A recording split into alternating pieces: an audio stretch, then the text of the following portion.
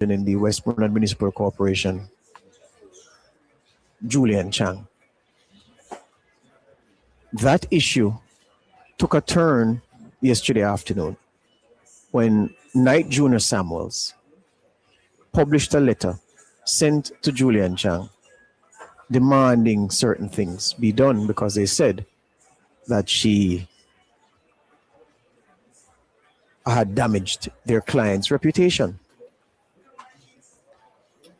There was also a statement from the PNP Women's Movement about the issue. By the way, let me start there to say that that statement from the PNP Women's Movement is welcomed. I know that people are in the habit of dissecting and forensically analyzing apologies. They do the same thing for apologias, which is something different. And if there's a statement on a controversial, sensitive issue, some people don't take the statement for what the statement says. You start imputing motive in what the statement is saying, and you start criticizing what the statement does not say. What I will say, I'm happy the statement came, and if we are to believe the women's movement, and at this point I have no information to not believe what Trisha Duncan Sutherland wrote in that statement on behalf of the movement. They only heard about these allegations on Monday during that interview on Nationwide at 5, where Julie laid them on the table, which is very surprising considering that's not the premise we were operating under, because Julian Chang said, you know, well, everybody knows in the PNP. So, you know,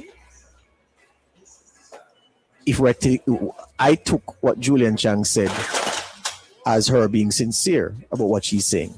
If I'm to take what the women's movement say as something sincere, then obviously there's a conflict because they don't marry the two perspectives. And then no, a lot of lawyering went into the statement that Knight Junior Samuels published in defense of their client, Dwayne Vaz. Up front though, they didn't really touch the sexual harassment allegations. It was in a roundabout way. Very, very well crafted statement from the lawyers. Because one of the things they obviously are not trying to deny is that the things were said. So by virtue of the lawyer's letter, we can take as fact that the WhatsApp messages were authentic or are authentic. Yeah, that was something that was in some doubt in my mind, because you never know these days, you know, people can mock up things. But even so, I was taking Ms. Chang at her word that this is what happened. But the lawyer's letter yesterday evening for me, yesterday afternoon for me, confirmed that the messages, the thread, it actually went that way. Those messages are authentic. Very important thing in the context of things. And so there's a truth that is inconvenient to acknowledge. It's problematic. As a man, I have to say it, and say it as best as possible so that the meaning I intend to transmit or convey, that is the meaning that is received, because I don't want to damage my standing in the eyes of people. You, the audience, who have some respect for me and my journalism. So here I go with the inconvenient truth. The inconvenient truth is, when it comes to matters of sexual harassment, oftentimes a man says something to one woman. Her responses are to him like an invitation to go further. And when he goes further, he may achieve his ultimate aim, what the ultimate aim is. Otherwise, he may read his initial attempt as an invitation to go further. And he goes further, the woman stops him in his tracks and says, we're not on that level, we're not on that path, we are not relating like that. Please don't say those things to me. The third way, he says something. He interprets her response as an invitation to go further. He pushes a little further. She doesn't really rebuff him. She says something that appears to lead him to go even further. Then he goes further. And she, will answer in a kind of roundabout way. But he sees it as, wait, there's no explicit no from her. So he goes further. And it is that third path that appears to be at play here in the dynamic between Vaz and Julian Chang, where the messages are concerned. But walk with me now. Walk with me now. The third path does not mean that the woman wants you to go further. Because it can be that in the context of a power relationship, where you as the man wield more power than her, she also has to be weighing and balancing. Listen, I mean, I really want him to be engaging me in conversation like this now, but at the same time, I don't want to say anything too strong to him and put him off, because he's in a certain position in a context where we work together, that he can use that to blight my future, to cause my future. So I don't, and he has not said anything really explicit or so, even though it is clear where he's going. So I mean, I like it, but I really want to embarrass him and rebuff him. So, let me just take time with it and try laugh it off. And that appears to be what the third way is. So given that that's what the third way appears to be, was Vaz right to bring it back and bring it back and bring it back? And was Julian Chang wrong for not saying outright, no, MP, we're not relating like that, so cut that out? Where is wrong and right in that? And you see how the lines can be blurred? And at the same time, many people criticize women in those positions for not blatantly saying no, ignore the very real issue of the power dynamics and how a person's common sense will tell them that, listen, these are unwanted advances, but you need to manage them properly because you don't want to retard your progress in a particular area. You don't want to stir bad blood between yourself and someone who has power in the context in which you both operate together. That, many women will tell you, is what caused them on the receiving end of certain advances from not saying a blatant no. So I guess the declaratory statement to make at this point is that these things are not easy and they're not black and white. And those who feel that Vaz went too far have a lot of information and reason to say so. Those who believe that Julian Chang should have told him no and she blundered by not telling him no blatantly, there's also evidence that they could work with to say, well, this is what proves that we are right in that regard. But it's not as cut and dry as that. It's the nuance, the in-between. What was the relationship outside of those WhatsApp messages?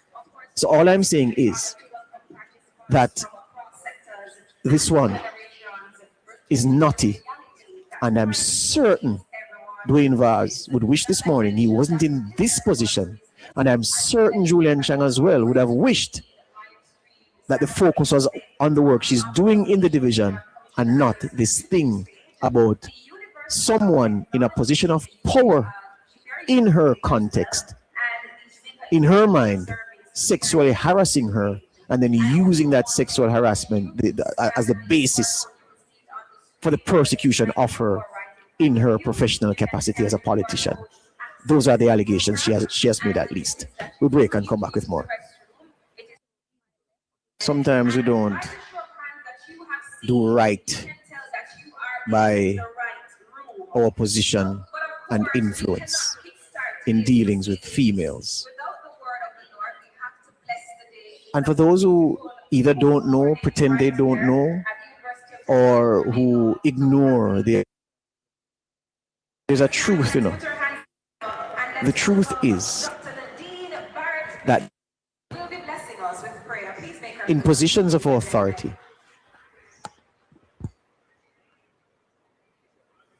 often, well, not men often, many men in the past in positions of authority have used that authority to prey on women. It's a fact.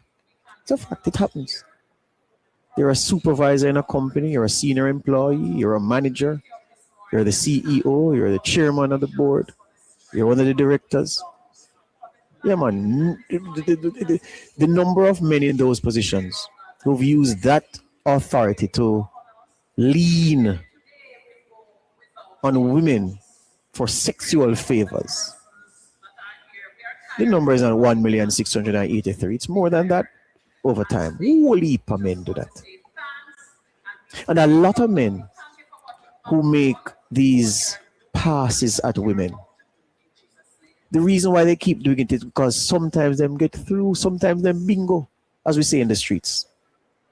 Show a little can and sometimes pick up the can and you, other times you throw your can and you get no response. Some men arrogant enough to believe that every woman them approach must free up the thing, and even when she say you still press on the same way, and it becomes even more problematic. And then sometimes a man might just say something, well, you know, say so and so and so and so, and the woman interprets that as the man making a pass, and she reports him, and really and truly he wasn't. And then him getting up problems. So these things are not cut and dry, even though men have a long history of using their positions of authority to lean on women. And then, I'll give you the example, and this came out in our production meeting yesterday. Fine example. One of our reporters, I won't call who, says she was walking on the road. Man drives up to her and says, Mama, you look good, this, that, you know, say, me fear so and so and so and so. And she said, she just said thank you and just keep on walking. Somebody would say, you see, she said thank you, so I encourage him to try again. No, she went into self-preservation mode. And in her mind, she said, all right, God, what we can say, for not anger him, because suppose him jump out of the car and grab me, whatever. So self-preservation mode. So she just say something and keep it moving. Hoping say thank you and he will go on about in business and perhaps talk to somebody else or just leave her alone. So sometimes that happens. And you see, if you look at the text of it, you know, he says what him say, Mama, you look good, you're fat up or you're cock up and your mother bend you over, so and so and so. Pardon the language, but I have to give you the descriptor. And she looks at him and says thank you and keeps going about her business. Somebody look at the text of that and say, well, yeah, she said thank you, so she invite him to continue to talk. No, she's not. No, she's not. And that's the problem. Because that man who now keeps it moving, because even though she said thank you, I realized, boy, all right, gone. He tries it to another woman. She said thank you and she smiled. And he said something else and she two and exchange numbers, and these things are not cut and dry. And don't believe you can apply the same logic that you do to many other things, to matters concerning relations between men and women at the sexual level, because sometimes a man makes an innocent comment. He believes is innocent based on his interaction with the woman otherwise. So he feels comfortable saying this to us, hey, you know, say so and so and so and so. And she said, yeah. And he, yeah, man, so and so and so and so. Not knowing that this is offending her.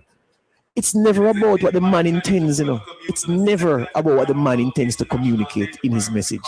It's all about what the woman interprets. And as men, we need to get that in our heads. So you may say you weren't making a pass. That's fine. But if the woman say, you know, I feel like you're making a pass, that's when the problem arises. Because she's going to report it and you're going to have a case to answer. So this thing, not black and white. And the organ of the PNP that is going to adjudicate on this, going to have a hard time. And I find it, going back to the PNP Women's Movement's statement, I find it difficult, though, even though I'm saying I'm accepting the statement and I'm happy with how quickly the statement came after comments were made by commentators about the lack of a statement from the PNP. I've been hearing about these same allegations almost to the letter for months now. Months. I've gotten screenshots for months. Anybody with their ear close to the politics would have known that Julian Chang and Dwayne Vaz are at loggerheads, standard English people, or them not take tea for the industry's people. Yeah? And people would have sent us things to show. Not the first voice note I'm hearing about meetings that they're involved in and they are disagreeing. So how come the PNP Women's Movement, though, is only now just hearing about the things, or are they say the details they're only just now hearing? It's hard to believe. But Mrs. Duncan Sutherland says Monday is the first time she heard the allegations. All right, let's work with that. So what now? Now that it is out in the open, does the panel in charge of dealing with things like this sit on its hands and wait for that formal report to come forward? Or does it work based on what Mrs. Chang said, on what Julian Chang said on Nationwide at 5 on Monday evening? And what impact will this move by Vaz to lawyer up, what move will that have on the investigation? Will the party say, well, it's posturing to be a legal matter if Julian Chang does not apologize by Friday? So we are going to wait. And if Friday comes and there's no apology and it moves to a lawsuit, then it's out of our hands because it's in the court? Or does the party still have an obligation according to its sexual harassment policy, which it talks about in its release, formulated in 2018? Does that policy dictate that the party's processes will run their course regardless of what else is happening, whether litigation is happening in the court or otherwise? Nothing that is happening can stop the party's mechanisms from doing its work where matters like these are concerned. Is that the case? Someone from the PNP needs to tell us.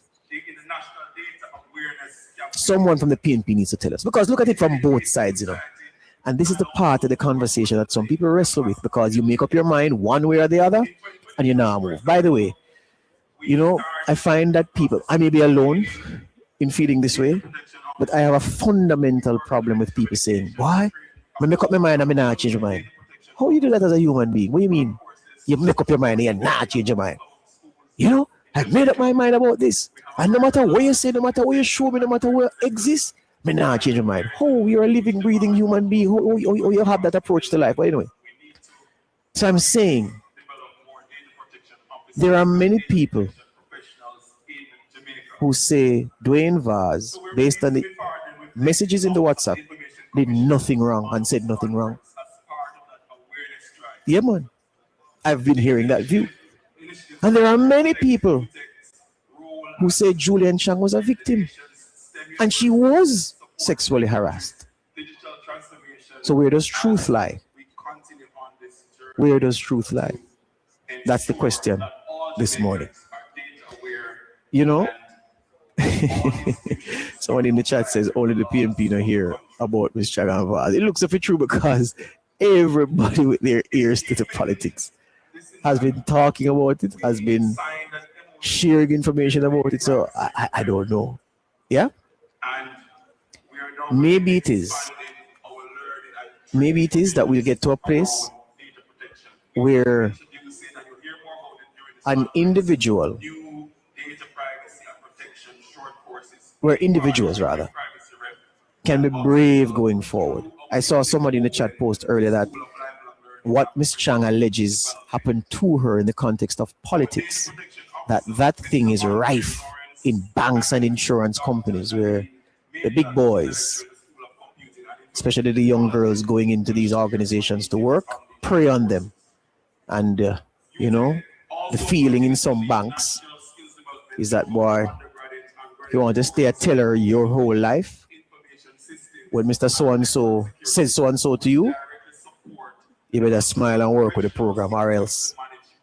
That's very unfortunate. I'm a father of a girl, teenager. Soon reach university, soon reach job market. Would I be comfortable she being subjected to that in an organization? Absolutely not. And guy can't try that when the time comes. But this is real. And then I give you this last piece before I go to the break, because it is right there, you know. How many men in organizations have been summoned to tribunals, internal or external, to answer a charge of sexual harassment when what he did, his intention behind doing it was not to sexually harass? That's also a part of it. So I'm trying to open your minds this morning to the nuances attendant to matters like these, and to ask you to be patient and reserved in your judgment, because these things are never an issue such as sexual harassment, where what I intended to communicate or what I communicated is interpreted a certain way, never black and white. Yeah, whole heap of colors on that color wheel. 10:30 it's break time. Back with more after this.